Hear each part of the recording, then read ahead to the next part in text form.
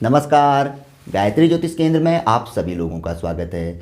ज्योतिष की सर्वश्रेष्ठ जानकारी समय समय पर हम आप लोगों के लिए प्रसारित करते रहते हैं। इसके अतिरिक्त जन्म कुंडली व जन्म कुंडली में स्थित ग्रहों से संबंधित जानकारी भी हम समय समय पर आप लोगों के लिए लेकर आते हैं। बहुत से लोगों की जन्म कुंडली में ऐसी स्थिति भी आती है कि जब अच्छे से अच्छे ज्योतिषियों को जातक की जन्म कुंडली में रत्न निर्धारण करने में कठिनाइयों का सामना करना पड़ता है। जो सही ज्योतिष होगा, जो गणितज्ञ होगा, वही वहाँ पर को हल निकाल सकता है, बशर्ते कि वहाँ पर को रत्न नहीं उपरत्न जातक को धारण करने की राय दी जाती है। आज हम उस स्थिति पर चर्चा करेंगे कि ऐसी स्थिति कब आती है और किन परिस्थितियों में आती है। तो सीधे सीधे बात करते हैं। यदि मान लिए जाए किसी व्यक्ति का मेष लग्न है, मेष लग्न, तो यहाँ पर को हम बात करेंगे कि कैसे यहाँ पर को हम उस जातक की जन्म कुंडली का रत्न हम निर्धारित करेंगे, किंतु यहाँ पर को रत्न नहीं उपरत्न धारण की राय दी जाती है। मान के चलिए कि मेष लग्न है। मेष लग्न का स्वामी वैसे तो सभी लोग जानते हैं, जो थोड़ा थोड़ा ज्योतिष जानते हैं, लग्नेश, पंचमेश, भाग्येश व राशि स्वामी के ही रत्न अक्सर ज्योतिषी धारण करने के लिए बोलते हैं। बहुत से ज्योतिषी महादशा को देखते हुए भी रत्न धारण के लिए बोलते हैं, किंतु हम यहाँ पर को इस बात को कहेंगे कि महादशा को देखते हुए कभी भी रत्न धारण नहीं करना चाहिए। इन्हीं परिस्थितियों में लग्नेश, पंचमेश, भाग्येश व राशि स्वामी की अच्छी स्थिति को देखते हुए, जो सबसे स्ट्रांग है, उसी की स्थिति को देखते हुए किसी भी जातक की जन्म पत्रिका में रत्न निर्धारण की राय देनी चाहिए। तो फिलहाल हम बात कर रहे हैं कि वह स्थिति कौन सी होती है जब रत्न धारण की राय नहीं दी जाती है, वहाँ पर को उपरत्न धारण की राय दी जाती है। वह भी बहुत अच्छा ज्योतिषी बहुत कठिनाइयों से निकाल कर देता है कि आप इस रत्न को इतने रत्ती या कैरेट पे धारण करें। एक बात यहाँ पर को और मैं स्पष्ट कर देना चाहता हूँ, अक्सर ज्योतिषी व्यक्ति के वजन या आयु को देखते हुए रत्न का भार निर्धारित करते हैं, लेकिन ऐसा कहीं पर भी नहीं है। ग्रहों को देखते हुए ही इसी चक्र के अंदर से ही एक सही कैरेट रत्ती निकल कर आता है, और उस रत्ती कैरेट पर यदि जातक रत्न धारण करता है तो ही वह रत्न उस व्यक्ति को पूर्ण फल देता है। अन्यथा कारक होगा तो थोड़ा बहुत फल तो बिना रत्न धारण किए ही छोटी मोटी उपासनाओं से ही मिल जाता है, और पावरफुल होगा तो बिना कुछ किए ही उसका फल व्यक्ति को प्राप्त होता है। हम बात कर रहे हैं मेष लग्न में। मान के चलिए कि मेष लग्न यदि किसी व्यक्ति का है, किसी की जन्म कुंडली में है, और मेष लग्न का स्वामी मंगल होते हैं। मंगल मान के चलिए कि छठे स्थान पर बैठ गए हैं। अब इसके अतिरिक्त लग्नेश के रत्न के बाद पंचमेश की स्थिति देखी जाती है। पंचमेश सूर्य है। अब सूर्य मान के चलिए कि अष्टम भाव में बैठ गए हैं। ऐसा होता है, बहुत से लोगों की जन्म कुंडली में यह स्थिति मैच कर जाएगी, भले ही लग्न कोई और भी हो। अब इसके बाद आ गई भाग्येश। भाग्येश यानी गुरु। गुरु मान के चलिए कि द्वादश में बैठ गए हैं, अपने ही घर में बैठ गए हैं। अब मान के चलिए कि जातक की तुला राशि है, चंद्रमा यहाँ पर को बैठे हुए हैं, और इसके स्वामी शुक्र दूसरे घर में बैठ गए हैं।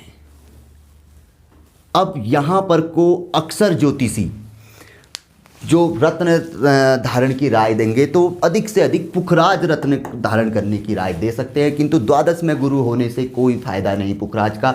हो सकता है उसका नकारात्मक रिजल्ट देखने में आए, व्यक्ति व्यसनों की ओर, कोर्ट कचहरी मुकदमा आदि में फंस सकता है, या किसी न किसी चीज़ों में उलझा ही रह सकता है। और रत्न धारण करेगा तो उसको और ज़्यादा नेगेटिव इसका असर देखने में आएगा। लग्नेश का छठे स्थान में बैठ जाना, वैसे भी यहाँ पर को रत्न धारण की राय नहीं दी जाएगी, यहाँ पर को उपाय व्रत उपवास की राय दी जाएगी। इसी तरीके से पंचमेश जो कि सूर्य विद्या बुद्धि संतान प्रेम आदि के स्वामी है, अष्टम स्थान में बैठ जाएं तो भी रत्न धारण की राय नहीं दी जाएगी। जो अच्छा ज्योतिषी होगा कभी आपको राय नहीं देगा। भाग्येश अगर द्वादश में बैठ जाए, वैसे भी घर से दूर ही भाग्योदय होता है और बिना रत्न धारण के ही व्यक्ति को उसका फल मिलता है, तो यहाँ पर को भी रत्न धारण की राय नहीं दी जाएगी। और राशि का स्वामी शुक्र जो कि मार्केश हैं, मारक स्थान में ही अपने घर में बैठ गए हैं, तो इसके रत्न की भी राय कोई भी अच्छा ज्योतिषी जो गणितज्ञ होगा जो गणित के साथ आगे आया होगा वो कभी राय नहीं देगा। हाँ, जिसको अपना हित साधना होगा, अपने रत्न आदि बेचने होंगे, वो व्यक्ति जरूर कुछ न कुछ बता सकता है। तो इन परिस्थितियों में व्यक्ति कभी भी रत्न धारण नहीं करता है, नहीं अच्छे ज्योतिषी राय देते हैं। यहाँ पर को उपरत्न धारण करने की राय दी जाती है, वह भी 10 कैरेट से ऊपर का उपरत्न जब व्यक्ति धारण करेगा तभी जाके उसको उसका प्रतिफल प्राप्त होगा। हम तो यह कहते हैं 10 कैरेट नहीं, 20 कैरेट या 20 रत्ती से ऊपर का उपरत्न धारण करना चाहिए, बशर्ते कि व्यक्ति हाथ में ना पहनता हो, गले में धारण कर सकता है, बाजू में व्यक्ति बांध सकता है। तो अब इन परिस्थितियों में कौन सा रत्न धारण करना चाहिए, हम इस पर चर्चा करेंगे। इन परिस्थितियों में मैं आपको वैसे ही बता देता हूं कि यहाँ पर को सफ़ेद मूंगा ही ऐसे जातक को सबसे अच्छा और चमत्कारिक फल देगा। हम कई एपिसोडों में आप लोगों को बता चुके हैं कि सफ़ेद मूंगा चंद्र ग्रह, मंगल ग्रह, गुरु ग्रह व शुक्र ग्रह, इन चारों का कॉम्बिनेशन होता है और इन चारों का फल वह रत्न प्रदान करता है। उपरत्न का नेगेटिव इफेक्ट भी नहीं देखने में आता है, अगर आ भी गया तो अधिक से अधिक 20%। अब मंगल की स्थिति क्या है, छठे स्थान पर है और चंद्रमा केंद्र में आ चुका है। चंद्रमा एक ग्रह भी केंद्र में आ जाए, क्योंकि चंद्र ग्रह से भी संबंध सफ़ेद मूंगे का होता है, तो अच्छा ज्योतिषी जो होगा वो यहाँ पर को सफ़ेद मूंगे की राय देगा। कारण लग्नेश का भी रत्न आ गया सफ़ेद मूंगा, भाग्येश का भी रत्न आ गया, गुरु का भी रत्न आ गया, राशि के स्वामी शुक्र का भी रत्न आ गया, यानी कि चंद्र मंगल चंद्र का भी संबंध हो गया क्योंकि चंद्र केंद्र में आ गया। तो यहाँ पर को जो अच्छा ज्योतिषी होगा वह सफ़ेद मूंगे की राय देगा, अन्यथा वह कभी भी न लाल मूंगे की राय देगा, न माणिक की राय देगा, न पुखराज की राय देगा, ना ही डायमंड आदि की राय देगा। यहाँ पर को फिरोजा, जिसको हम सबसे ज़्यादा आप लोगों को कहते हैं कि चमत्कारिक रत्न है, उसकी भी राय नहीं देगा। तो ये बहुत से लोगों का प्रश्न था कि ऐसी स्थिति में हमें कौन सा रत्न धारण करना चाहिए। तो ऐसी स्थिति में हमेशा ही उपरत्न धारण करना चाहिए। हर किसी जैसे और भी कई उपरत्न होते हैं, ग्रहों के भी उपरत्न होते हैं, जैसे पुखराज का है सुनहला होता है, डायमंड का है फिरोजा है, जिरकन है, स्फटिक है, और ऐसे ही मंगल का है सफ़ेद मूंगा है। तो इन रत्नों में से कोई भी उपरत्न व्यक्ति धारण कर सकता है, बशर्ते कि उनमें से भी यह देखा जाए कि जो सबसे ज़्यादा फायदा देगा। अब फायदा देने की स्थिति हमने बता दी कि मंगल ग्रह का जो सफ़ेद मूंगा होता है उसमें 4 ग्रहों का वास होता है, चंद्र मंगल गुरु शुक्र। तो इन परिस्थितियों में हमेशा ही सफ़ेद मूंगा, वह भी लगभग 20 कैरेट से ऊपर का। अब आपको मैं किसी वीडियो में यह बताऊंगा कि कैसे आप अपने रत्न कैरेट या रत्ती में निकाल सकते हैं सिर्फ जन्म कुंडली को देखते हुए, क्योंकि इसके लिए थोड़ा सा एक अलग से एपिसोड बनाना पड़ेगा तो ताकि आप लोग समझ पाएँ। तो फिलहाल यहाँ पर को हमने जो आप लोगों को बताया कि ऐसी परिस्थितियों में कभी भी रत्न धारण नहीं करने चाहिए। पंचमेश अष्टम में है, लग्नेश छठे स्थान में है, भाग्येश द्वादश में है और राशि का स्वामी जो कि मार्केश है मारक स्थान में ही बैठ गया है दूसरे भाव में। यहाँ पर को इन ग्रहों से संबंधित आराधनाएं व्यक्ति कर सकता है, नित्य हनुमान चालीसा का वाचन कर सकता है, रोज सूर्य भगवान को जल दे सकता है, इसके अतिरिक्त गुरुवार का उपवास आदि कर सकता है, मंगल ग्रह का भी उपवास आदि कर सकता है, नहीं तो भगवान श्री हरि विष्णु का ध्यान कर सकता है गुरु के लिए, यहाँ पर को हनुमान जी के लिए मंगल के लिए, और शुक्र के लिए माता रानी की आराधना कर सकता है।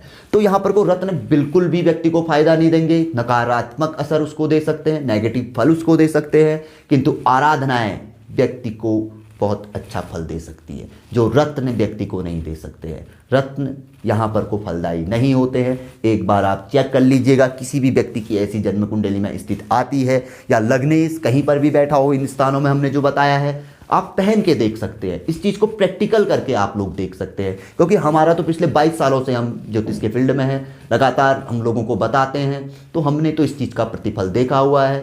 तो आप लोगों के लिए भी छोटे छोटे एपिसोडों के माध्यम से हम जानकारी लेके आते रहते हैं। तो यह बहुत से लोगों का प्रश्न था कि ऐसी स्थिति में, क्योंकि हम खुद कुंडली विश्लेषण करते हैं और अक्सर हम खुद कठिनाइयों में आ जाते हैं कि अब इसको कौन सा रत्न हम बताएं। और यहाँ पर तो चलो अभी मैं सफ़ेद मूंगा की बात कर रहा हूँ, क्योंकि लग्नेश भी है और भाग्येश भी है और राशि का स्वामी है तो सफ़ेद मूंगा है। कहीं कहीं पर को अन्य रत्न भी निकल कर आते हैं तो वहाँ पर को बड़ी समस्या आ जाती है। और हम तो बहुत से लोगों को कह देते हैं कि भाई रत्न आप पहनिए ही मत, उपरत्न भी मत पहनिए, आप आराधनाएं करिए, उपाय करिए, व्रत उपवास करिए, ग्रहों का जपदान करवा लीजिए पंडित जी ब्राह्मणों के माध्यम से, या स्वयं उनके जो अधिपति देवता होते हैं उनका ध्यान करिए। ग्रहों से का ध्यान करने से ज़्यादा महत्वपूर्ण है उनके अधिपति देवताओं का ध्यान करना, वो ज़्यादा तुरंत फल देने वाले माने गए हैं। तो यह जानकारी काफ़ी महत्वपूर्ण थी और मुझे पूरी उम्मीद है कि संक्षिप्त में मैंने आप लोगों को बताया तो आप लोग समझ चुके होंगे इस जानकारी को। यदि किसी जातक को या किसी व्यक्ति के समझ में यह जानकारी नहीं आती है तो वो मुझे हमारा नंबर कॉलिंग नीचे पे दिया रहता है, आप फ़ोन करके भी जानकारी हमसे प्राप्त कर सकते हैं यदि ऐसी स्थिति जन्म कुंडली में बनती है तो। हाँ, छोटा मोटा शुल्क हम देखो परंपरा अनुसार अवश्य आप लोगों से लेते हैं, हम इसमें किसी प्रकार का भी यह नहीं कहते हैं कि हम नहीं लेते हैं। बहुत से लोग हमारे एपिसोडों में नीचे से कहते हैं कि आपकी फ़ीस क्या है। हमारी फ़ीस अलग अलग है, हम 1100 रुपया भी फ़ीस लेते हैं, 1551 भी लेते हैं, 2551 हमारे यहाँ पर को नवग्रह विश्लेषण का शुल्क है। देखिए परंपरा अनुसार लेते हैं, हम लोग भी आप ही लोगों से जुड़े हुए हैं, आप ही लोगों से हमारी रोजी रोटी भी जुड़ी हुई है। और सबसे बड़ी मज़े की बात आपको यह भी बता देता हूं, हम 6 महीने का आप लोगों को एक्सटेंशन भी देते हैं। 6 महीने के भीतर यदि आपने हमसे कुंडली विश्लेषण करवाया और आपको हमारे किसी उपाय या रत्न का कोई असर नहीं हो रहा है तो पुनः हम आपकी पत्रिका खोलते हैं। यह सभी लोग जानते हैं जो लोग हमसे पत्रिका दिखवाते हैं। ऐसा नहीं है कि आपने एक बार हमको दिखवाया और आपको हम दोबारा कह रहे हैं कि भाई आप दोबारा फीस जमा करिए, या हमारा कोई फिक्स टाइम है कि हम एक ही घंटा या आधा घंटा बताएंगे। हमारे यहाँ पे समय भी अनलिमिटेड है क्योंकि हम आप लोगों का लाभ चाहते हैं, हम अपने लाभ को नहीं देखते। आप लाभान्वित हैं तो हमें जीवन भर आप लोगों से लाभ मिलेगा। और सबसे बड़ी बात, शुल्क ये हमारा अधिकार है। ये आप मंदिर पे जाते हैं, अमीर हो गरीब हो, जूता उतार के ही जाता है, चप्पल उतार के ही जाता है। अमीर आदमी संभवतः बहुत ज़्यादा पैसा चढ़ा सकता है लेकिन गरीब आदमी 1 रुपया अवश्य चढ़ाएगा, 1 रुपया ना हो तो फूल अवश्य चढ़ाएगा। तो ज्योतिष भी एक मंदिर की तरह है, तो परंपरा अनुसार आपसे लिया जाता है और आपको काफ़ी सुविधाएं भी दी जाती है। यहाँ तक कि जो लोग असहाय लोग भी होते हैं, जिन लोगों के पास स्थिति नहीं भी होती है, उनका भी हम 551 रुपये में कार्य करते हैं। जो कि अब वो तो भाई देखो, हमसे झूठ बोलेंगे तो वो ऊपर वाले से झूठ बोल रहे हैं, ईश्वर से झूठ बोल रहे हैं। अन्यथा आपको हम बता ही चुके हैं। शुल्क के बारे में भी बहुत से लोगों का कहना है कि आप शुल्क के बारे में बात नहीं करते हैं, तो आज शुल्क के बारे में भी आप लोगों के साथ बात हो गई है। और ग्रहों के बारे में तो हमने बता ही दिया है। धीरे धीरे ऐसी जानकारी समय समय पर हम आप लोगों के लिए लाते रहेंगे। तो जुड़े रहिए गायत्री ज्योतिष केंद्र के साथ और चैनल को जरूर सब्सक्राइब करें, बेल आइकन दबाएं।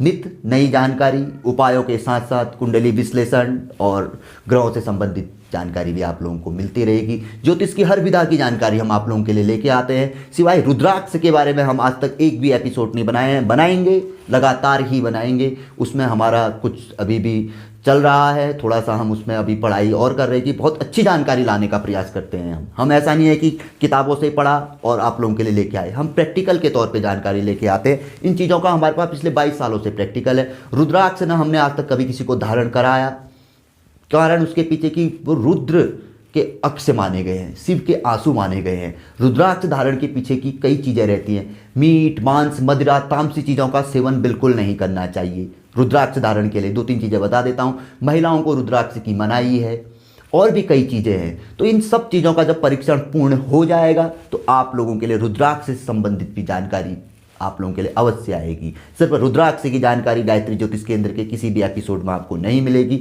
बाकी हर विधा से संबंधित जानकारी गायत्री ज्योतिष केंद्र के एपिसोडों में आपको मिलेगी। तो बने रहिए, जुड़े रहिए गायत्री ज्योतिष केंद्र के साथ। फिर मिलेंगे किसी अच्छी जानकारी के एपिसोड के साथ अगले वीडियो में। तब तक के लिए नमस्कार। जय श्री राम, जय श्री कृष्णा, ओम नमः शिवाय।